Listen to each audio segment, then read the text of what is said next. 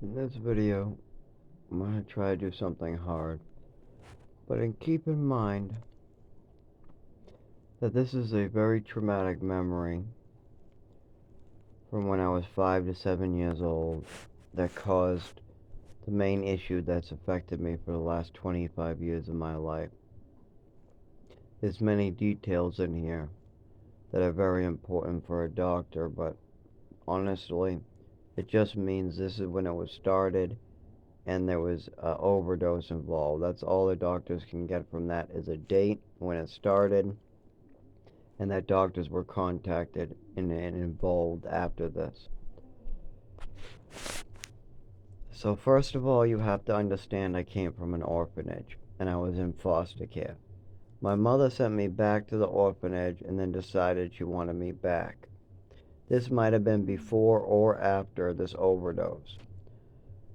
As well as there's a lot of medications involved. For instance, in the kitchen one day, my mother's showing off how she has me on all these meds to one of her friends. One of her friends says, "Oh, he's taking all those meds dry? There's like five, or there's a seven, there's a bunch in that hand." I think there was five actually, but I can't remember. There was a lot. 5 to 7. And then my mother goes, "No, he does it all the time." And then I repeat her rhetoric and say, "No, I do it all the time." Now that continued for another year or so until I burnt my throat. Then I learned from her friend, take a glass of water with him. Because her friend was concerned about me taking all those pills dry. My mother wasn't. A year after that, I burned my throat, and I remembered her friend, whatever her name was.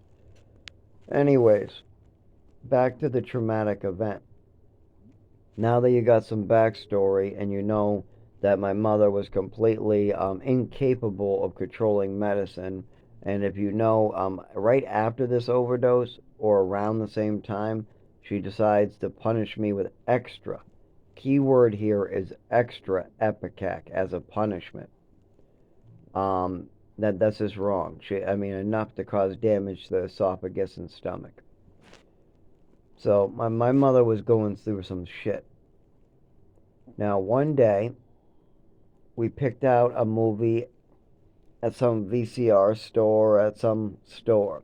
It was Batman Mr. Freeze. Now, I was living in this old converted farmhouse in Westford. There's a long hallway that connects to a bathroom, some bedrooms. There's some kitchen table that's round. I remember that's because of the medications. I remember that kitchen table from all the medications I had to take out there.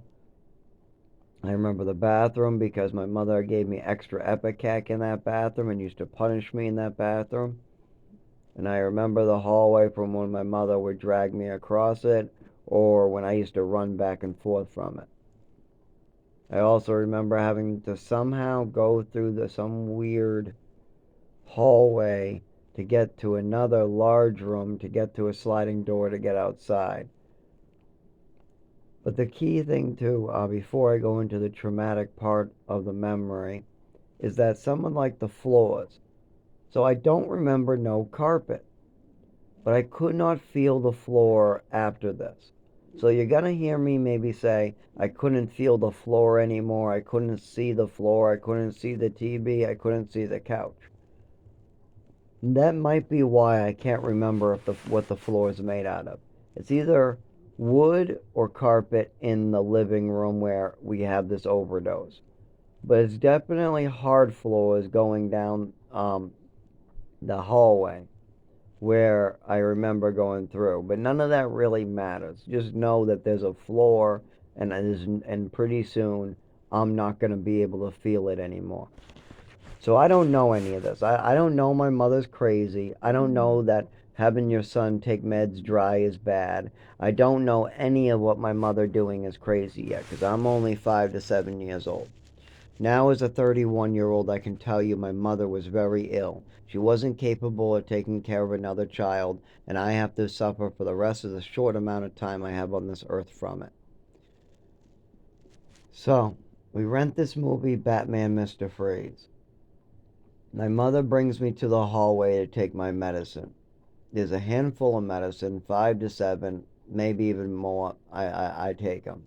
Sometimes the colors change, which is very not good. Or I should say, not good. We take this medicine. Takes a little bit to get the VCR and everything ready for the movie. We start getting positions. My father sits down to my left in this reclining type chair or this armchair type thing because there's a table. He's kind of seated backwards, relaxed, not paying much attention, just kind of twiddling, his mind or twiddling his thumbs in his mind. Meanwhile, the VCR tape is kind of set up by mom. It's just about to be started. She gets over to the couch, sits down. I'm in the middle of both the couch and this recliner on the floor, whatever it's made out of. The movie's just about to start, but all of a sudden, something's very wrong. The movie's getting blurry. It just started. We just watched the commercials, the intake, all those commercials in the beginning. But my vision's getting blurrier and blurrier. And then all of a sudden, I can't see anything. So I try to talk to my mother, and this comes out. I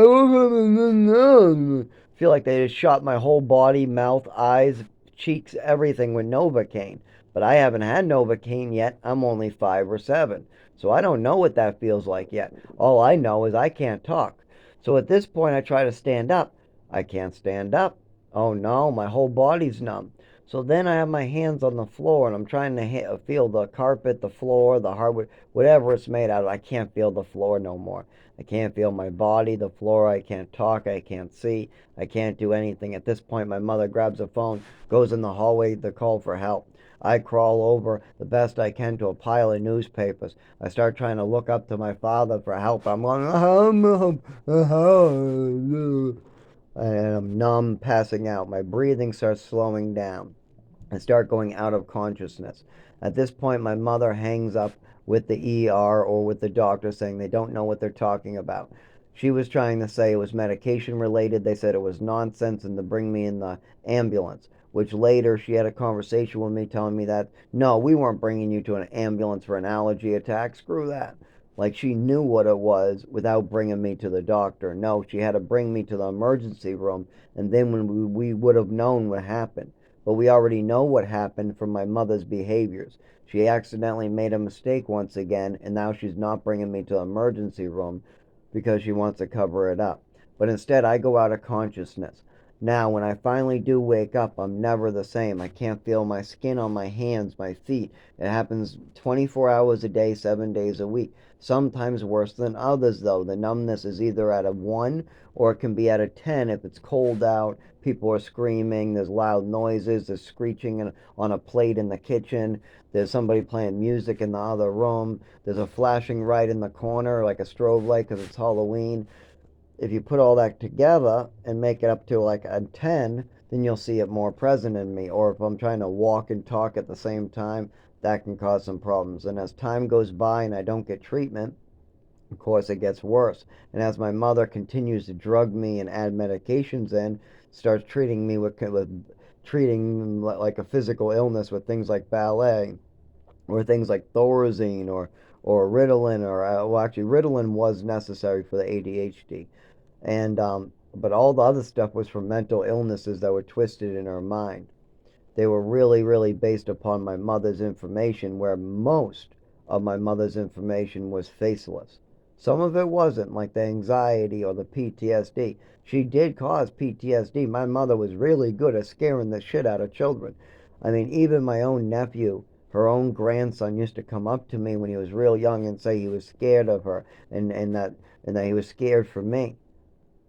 No uncle that has a 3 year younger nephew, no grandmother and grandson should have that type of relationship where the grandson has to talk to the uncle and say, "Hey, I'm afraid of grandma. And then the uncle has to go, don't worry, I get beaten like this all the time. Don't worry, it passes. Her drunk rages pass. Don't worry, she won't be hurting me much longer. She'll get bored of it soon. There should never be these conversations going on where somebody's pulling you into another room, hitting you with a ruler, acting crazy for multiple years, and then you have to comfort the people around you. And even there shouldn't be a father just letting it happen. There shouldn't be a mother drinking yellow. Her liver's failing. Her liver's at 20%. She's yellow. She's drinking herself to death, literally, as she only came home from the hospital. The next morning, she has to be rushed to the hospital and she passes away. And what does everybody do in that situation? Oh, I have to speak up. I'm the adult. The 19-year-old teenage boy has to be the adult in the situation. You got the father about to start drinking in the kitchen. You got the mother drinking in the living room. And you got the 19-year-old saying, hey, can you guys stop this for one moment? Put down the alcohol and start really worrying about what's going on here? No, not possible. No, we can't do that. We can't get Zach his medical care. We can't get my mother her medical care. My father has to run away. Oh, great.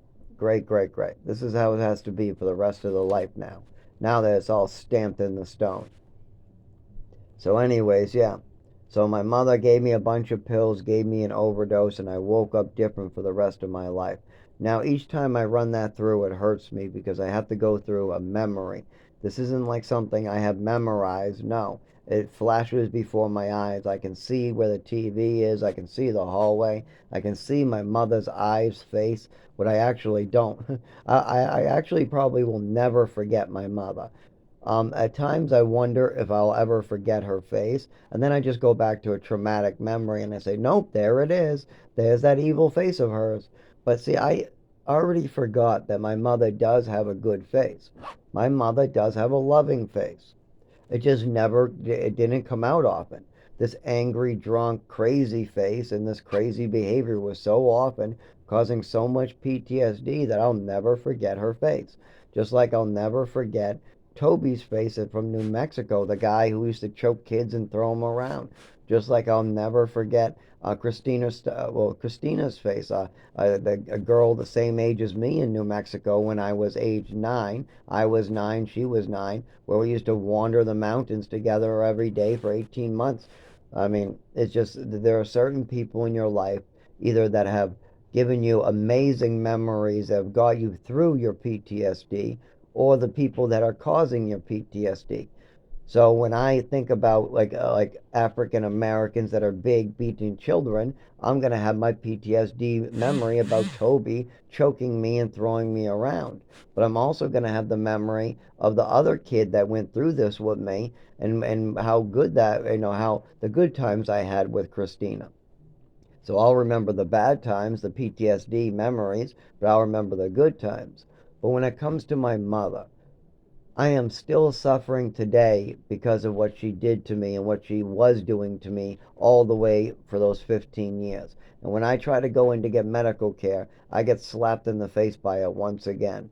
Every single time. I mean, literally, just this week, I've got slapped in the face by my mother's bullshit. I'm tired of it. I'm tired of it. I mean, the problem is you can't spend an entire lifetime doing something like this, pass away at 19 or 20, and then think your son's just going to be able to clean it up. You can't. You need a lot of support money. You need a lot of backtracking, driving around. You need doctors. You need I mean, just the amount of stuff that the tools that are required in society to get my civil and human rights back, where I won't be treated like some animal anymore, and I don't have to live in some fantasy that some other woman created. Those tools are hard to get for somebody who is as hurt and disabled as me. It's just that simple.